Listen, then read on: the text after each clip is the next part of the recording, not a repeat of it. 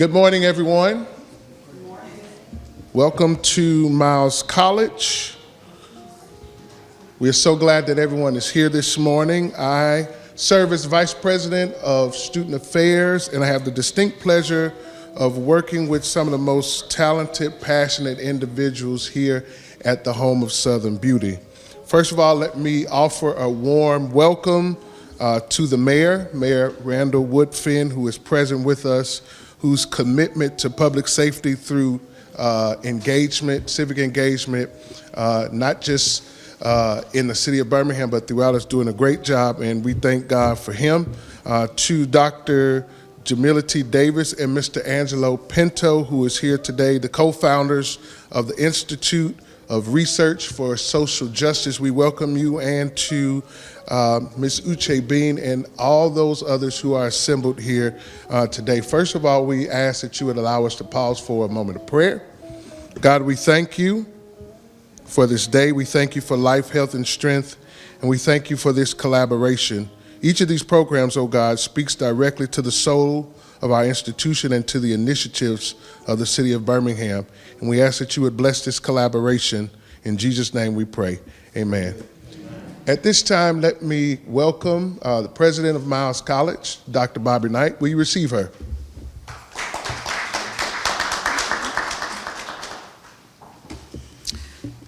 So thank you, Dean Parker. Good morning. It's always a good day when the work we do at Miles College aligns so clearly with our mission to educate, uplift, and empower the communities we serve. Though our campus resides in Fairfield, our reach and our responsibility extend far beyond city lines. That's why it's not only appropriate but deeply meaningful that the City of Birmingham's Safe Summer Series initiatives are being held right here on our campus. Our classrooms and campus grounds have long been places of transformation, and today they become places of prevention, protection, and possibility. At Miles College, we have never seen ourselves as just a college. We are a launch pad for leaders, a home for hope, and a place where real transformation begins. It is truly our honor to open our campus to initiatives that pour into young people. Together with the city and our partners, we're helping to build bridges from potential to purpose and preparing the next generation of change makers to step into their calling. I want to thank personally Mayor Randall Woodfin for his leadership and his unwavering investment in our youth. I also want to acknowledge Dr. Jamila T. Davis of the Institute of Research and Social Justice in Action, and our own Dr. Geraldine Agee, Senior Vice President of Strategic Initiatives, for their vision and collaboration in bringing this initiative to life. This work reflects the very soul of who we are at Miles. Education, in our view, isn't confined to lectures or labs. It's woven into lived experience. And it takes courage to shift the conversation from punishment to possibility, from problems to potential. That's exactly why what we're doing here today. And while I have the mic, allow me a moment of presidential privilege to celebrate one of our own, Miles College alumnus Raymond Cochran, on his appointment as Interim Deputy Chief of Patrol Operations for the City of Birmingham Police Department. We're 2 for 2, so we're proud of that. We like to say that Miles produces leaders, but clearly we're also producing some of the finest protectors this city has to offer. I'm not surprised. That's what happens when purpose meets preparation. Thank you all for being here. Thank you for believing in the power of prevention, of partnership, and most of all, of people. We're proud to open our gates to this work, and even prouder to know that the seeds planted here will help shape a safer and stronger Birmingham community. Thank you so much. And I think now I bring the mayor up. Is that what I do? Mayor Randall Woodfin, who's like my son.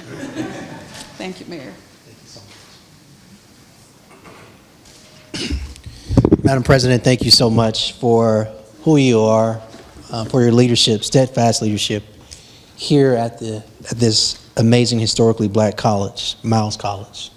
We're grateful that you allow us to be with you this morning, as well as this collaborative partnership. I too want to start off by giving some acknowledgments and some thank yous First is to my colleague, Councilor LaTonya Tate, for her steadfast work in the space of social justice and public safety. To Dr. Jamila Davis, Angelo Pinto, and the Institute of Research for Social Justice in Action. Of course, I see our friends here who are in the streets, in the neighborhoods, on our city blocks, One Hood. Thank you for everything you do every single day, as well as Uche Bean, who leads the Office of Community Safety Initiatives. Listen, everyone. The City of Birmingham, as you know, we are continuing to take bold, community-centered actions to reduce violence in our communities and our city. It is a special emphasis this summer through this innovative program that will, one, empower youth, but as well as adults, as well as our grassroots leaders, like here, One Hood. I think it's clear to say that these efforts are part of the city's larger community violence intervention framework. One, as Dr. Knight said, invest in people, prevention, and partnerships to create lasting safety. A couple notes I want to make. One is that this collaborative approach and partnership between Miles College and the Institute of Research for Social Justice and Action is a prime example of what can happen when people come together. Birmingham is investing in education and empowerment. It's not enough that we just arrest our way out of these things that are happening in our community, but we have to focus on prevention as well. But we also have to create economic opportunity, particularly for our young black men. And so I want to talk about 3 programs that are taking place right here this summer. One is Rise Up Birmingham, which will be a 5-week paid leadership and violence prevention program for 50 teens and youth. Participants will earn $12 an hour while gaining real-world experiences in making our community safer. 2, it's titled Flipping the Game, From Hustle to Enterprise. Again, flipping the game, from hustle to enterprise. It is designed for adults ready to transition from informal hustles to sustainable legal businesses. This program offers mentorships, training, and a $2,000 in startup capital. Both of these programs will run from June 30th to August 1st. And then I want to talk about community practitioner and residents. This is a transformative opportunity for adults, residents, and grassroots leaders to receive training and engage in our continued field work. Now, this will build a network of peace builders and equity advocates committed to citywide transformation. The word I want to focus on is peace builders. Peace builders. They're more needed now than ever. But I also want to make this point. These are not just programs. This is a pathway to purpose. You heard Bobby Knight, Dr. Knight, that is, President Bobby Knight say earlier about purpose. We are investing in people who have the power to transform their communities, which are our communities. Each of these efforts is aligned with recommendations from the Birmingham Crime Commission, which call for an expansion of community violence intervention programs like the ones I've just mentioned and more street outreach teams. In closing, I just want to say together we are addressing the root causes of violence. We're taking a long-term lens. We're focusing on education, mentorships, financial opportunity, and civic and community engagement. I also want to share that there's more information you can learn at birminghamal.gov/CSI. As I close out and before I bring on Councilwoman Tate to come up here, I simply say, I end the way I started. This doesn't work without partnership. So again, to President Knight, thank you for everything, and thank you for your leadership. Yeah. And at this time, everyone, I introduce to you LaTonya Tate, who represents City Council District 9, is also chairwoman of the Public Safety Committee. Yeah. Good morning, good morning, good morning. I'm not going to be before you very long. I just want to thank Dr. President Bobby Knight for embracing this great opportunity, and thank you to Jamila T. Davis for her readiness and Angelo Pinto readiness to come and bring these opportunities to Birmingham. One of the things that I have really been very intentional about doing is making sure that we reduce crime and gun violence in Birmingham, and we've done a great job at doing that. You can see that the stats that you have now are far so greater and better than what we had a year ago. And the goal is to make sure that we have no gun violence in this city, and to make sure that we take people's decisions and actions and turn them into preventative opportunities. So I'm grateful for the rise of Birmingham, flipping the game from hustle to enterprise and the community practitioner, which gives those that are in Birmingham this real robust training that they need to keep building peace in the streets. In the world that we're in today, we have no choice but to build peace and build our own communities. So I'm grateful to the mayor for embracing and investing in these opportunities and the public and private partnerships that we will continue to harness across the city of Birmingham and across this nation to bring these trainers and to invest in what we have built here, the One Hood. I remember traveling to Newark 3 years ago, and one of the things that I said that we're going to have a One Hood Alabama, and we've stood up One Hood Alabama. Grateful again to the mayor, grateful to Uche Bean, who walks alongside me to make sure that we bring in these robust initiatives and investing in what we've already started here and getting our streets safer. Again, Mayor, thank you. Thank you, President Knight, Dr. A.G. and Jamila T. Davis. I got to give it up to Dr. Davis for her steadfast, unmovable opportunity to launch this here at the historical Miles College HBCU.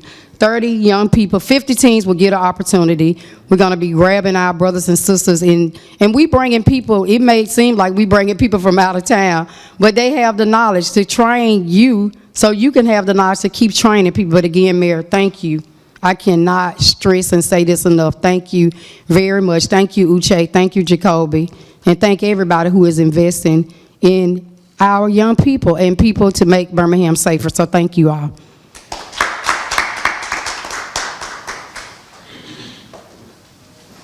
Greetings, folks. My name is Angelo Pinto, and I'm one of the founders for the Institute for Research and Social Justice and Action. I want to thank President Knight, Mayor Woodfin, Councilwoman Tate, Uche Bean, and the City of Birmingham for what we've been able to accomplish in such a short period of time. We know that none of this work, violence prevention, doesn't happen without investment. And the mayor and the City of Birmingham has made a tremendous investment to do the work, but not only do the work, but to facilitate partnerships. Across the country, when we do the work, we always try to create government, community, and academic partnerships. It doesn't always work. Sometimes folks don't let us do it the way we'd like to, but we know when that happens, the work moves faster, and we can make progress in ways that many folks don't think is possible. We've been able to recognize what works in cities across the country. And our goal, the thing we desire to do most, is really bring them to the cities that need them the most and create transformation that happens from the bottom up. Right? Transformation that happens from the bottom up. One of the things that we always lead with is high-risk interventions. How do we stop the bleeding initially? How do we take guns off the street? How do we stop individuals from using them? Once we're able to do that, some of which we've been able to do, once you're able to do that, the next step really is, how do you enhance that work? How do you find the individuals who are the peacekeepers, who are the peacemakers, and nurture those individuals to step in the kind of leadership that creates transformation beyond our wildest dreams? And that's actually what academic institutions allow us to do. We bring community into these academic institutions, sometimes community who's right outside but don't have access. Right? Individuals who don't think they should be in an academic institution. And that's a big part of this project. We believe that Birmingham is special. We believe that Birmingham is important, and we know that Birmingham has a long history of the civil rights movement, and we believe this is an emerging movement that will transform the country. We talk about it all the time. We don't know if there's a bigger issue in our country than public safety. It's the thing people care about, people want to see change happen, but oftentimes we have a challenge figuring out how it happens. But what we've realized is those closest to the problem are closest to the solution. Those are the individuals who can make a difference. And this summer, we're excited about bringing 3 of our most popular and successful programs. The mayor mentioned Flipping the Game is one of those programs. We have a youth violence interruption program, which some of the brothers are doing in Atlantic City and East Orange, which has been tremendously successful, where not only are they the peacekeepers, but we're nurturing peacekeeping skills in our young people. Because we know these are the young folks who will either participate in violence or keep our community safe, because they're closest to another problem, which is the problem of young people engaging in violence, right? And then the last piece is our community practitioner program. Those individuals who are doing the work on the front line day in and day out, we want to nurture their leadership. And many of the individuals behind me who will speak briefly are individuals who are now instructors in the community practitioner program because they are senior community practitioners. So I just want to give them a minute to share a few words. Yes, how you guys doing? My name is Khalil Tut, and I'm part of One Hood North and New Direction programs that we created. They were CBOs, community-based organizations we created within our community that got recognized by our mayor, and our mayor was able to resource us to help other brothers from the streets turn their life around that came home from prison, that was part of the problem, that want to be a part of the solution, but didn't know where to begin or where that will put them at. But us being able to tap in with our mayor, giving us an opportunity to push forward, and it kind of inspired other brothers to step up. And then we got recognized by the institution, by Jamila T. Davis and Mr. Pinto, and they trained us up to do the work professionally, to help build some programs and see how we can, bring those programs back to the schools and some of the institutions that were suffering from violence. In our city, it was a lot of the high schools that was getting in a lot of stuff. So we was able to come in as credible messages and speak with the youth and let them know about our struggles and where we at now, and the things that, the direction that they going in life is going to be a destructive one if we don't get in front of it. Some of these kids come from parents who experienced street violence or was in the streets, so there's a lot of work that had to be done. So we kind of like servicing the whole community with this work and being able to tap in with the adults and the youth and bring them all together is definitely a blessing. And Jacoby is one of our brothers who we recognize all the way from Jersey, stepping up, trying to do the work out here by himself at first. And it was like, yo, we gotta go out there and support the brother, because he got a similar story like us, come from the streets and changed his life, got back into the church, changed his spirit, and he became a real leader. And it's hard to do that when you're in an evil culture and people trying to push forward, and that's a dangerous thing to do, because you putting your life and your freedom, everything on the line to challenge evil people. And I love that courage in him. So we definitely wanted to come out here and work with him, and I'm glad that the mayor recognizing it and a lot of people in position to resource us to help us carry this work. We're going to have a beautiful summer out here in Birmingham, Alabama. It's going to be a blessing. So I appreciate you guys for having us, and we look forward to doing the work. How y'all doing? I'm going to be very brief. I thank the mayor, thank Uche, Dr. Councilwoman Tate. You're looking at 3 examples when you be intentional. Correct. When you've been intentional investing in people who from the bottom. Mm-hmm. If I ain't have Dr. Davis, Angelo to invest in me, and Uche to tell me, to show me something different I would never knew I can do different. Right. So you're looking at 3 individuals, when you really invest in the people, this is what you get. Right. 3 solid, strong black men can help other black men. Right. All right. My name's Shadi. I go by the name 8th Degree, and I serve as the executive director for New Direction.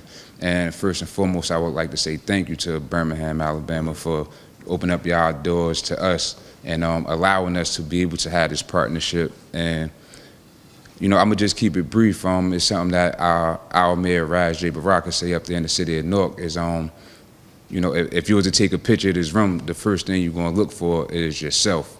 The second you're gonna look for is somebody that you know inside the picture.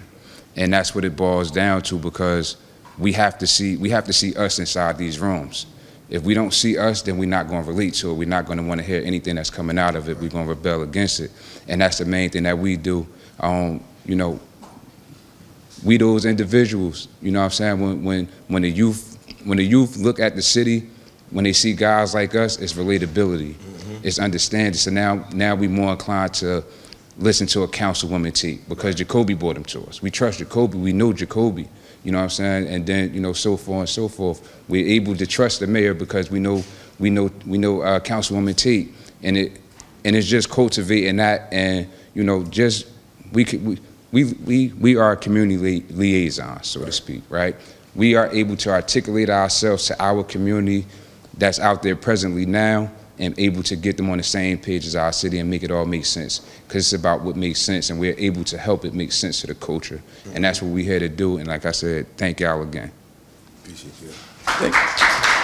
Thank you again to the mayor, president, councilwoman Uche, and one of the other pieces that's tremendously important, and what we say we're building across the country, is really partnership with individuals across the cities where they mentor each other and create change together. So thank y'all so much for having us. Thank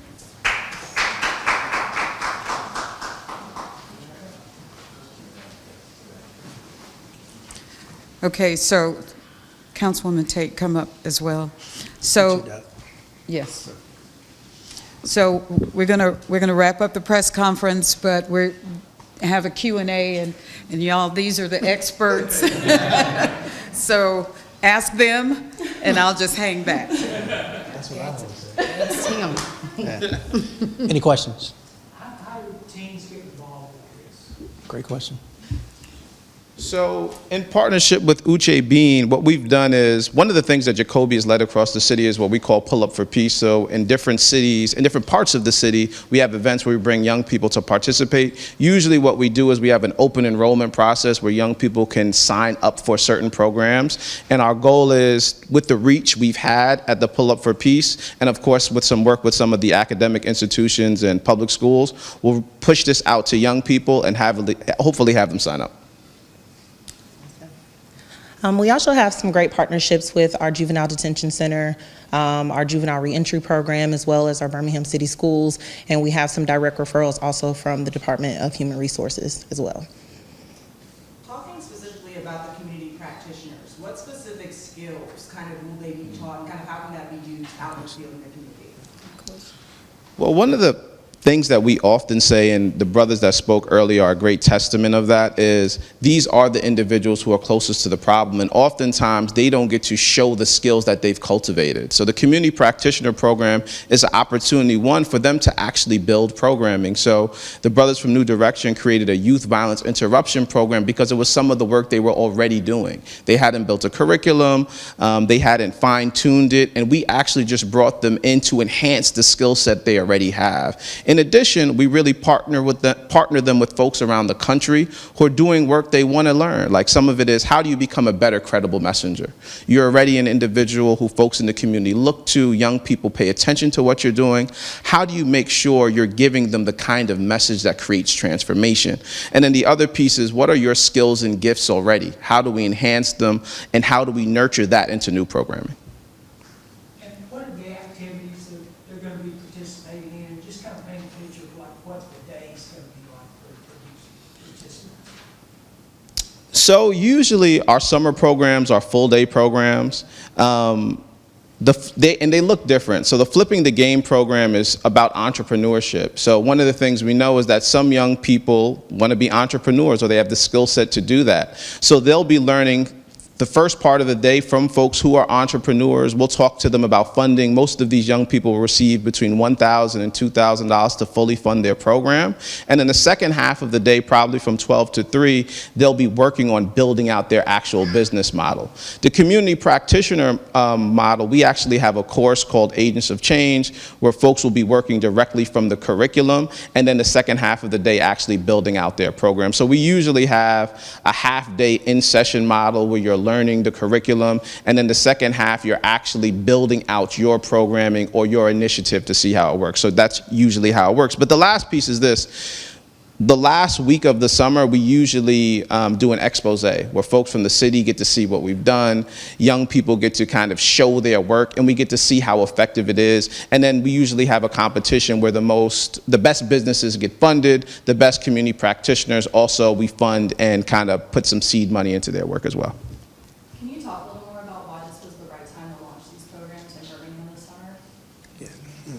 I can speak to it. I think we start with the fact that we have been, before the Crime Commission, there's been a considerable effort put into not just addressing crime from an enforcement standpoint, but also from a prevention and a reentry standpoint. This work got accelerated, of course, last year when we were faced with the considerable amount of high homicides in our city. Now, the good news is, from a lot of enforcement's effort, today we can report year to date June 16th, that homicides are down in our city 50%, which is tremendous progress. But we also acknowledge the summertime is when violence tends to be at its highest in any city in America. In addition to that, I think it's a time where our children are out of school, and so it's a good time to offer other opportunities than being in the streets. The last thing I would say is this: the Crime Commission recommendations also included enhancing and accelerating prevention and reentry efforts. And so between Uche Bean as well as Councilwoman Tate, their efforts to go out and seek best practices from other cities in America that are doing this work, we want to not only replicate it, but make it applicable to our community and tailor it to our residents and our young people so that can flow in the best way to yield a result of our young people not being in the streets and or shooting and or being killed. Let me just add briefly to the question that the reporter asked, and it gives parents that have jobs and they're at a safe space at the HBCU college to know that your kids are in a safety zone. And as the mayor said, making sure that we do not have kids just running around in the city when they are here learning and getting the training and the skill set they need. One of the things that we saw when we went to Newark with the One Hood is we saw a lot of young people that were influencers that were turning their influence, because if you're an influencer and you got 10,000 or 20,000 followers on social media, just think about if you taking that influence and turning it into a positive. So that's, want to thank the One Hood and Jacoby and Dr. Davis and Angelo for bringing this opportunity to people. So it gives our young people an opportunity to be in a safe space, and we're just looking forward to that. Any more questions? One more? Can you please spell your name? Yes. Hardest question. My first name is Uche, that's U-C-H-E, last name Bean, B-E-A-N. Yes. I serve as Director of Community Safety Initiative, City of Birmingham. And I'm Angelo Pinto, A-N-G-E-L-O, Pinto, P-I-N-T-O, and I'm one of the co-founders for the Institute for Research and Social Justice in Action. Thank you for that question. And you all know me, I am Councilwoman Tate. I proudly serve the constituency of District 9, L-A, capital T-O-N-Y-A-A-T-A-T-E, and I am the chairwoman of the Public Safety Committee for the City of Birmingham. So for real, like you really need us? They cut it. Thank you all so much. Thank you, everybody.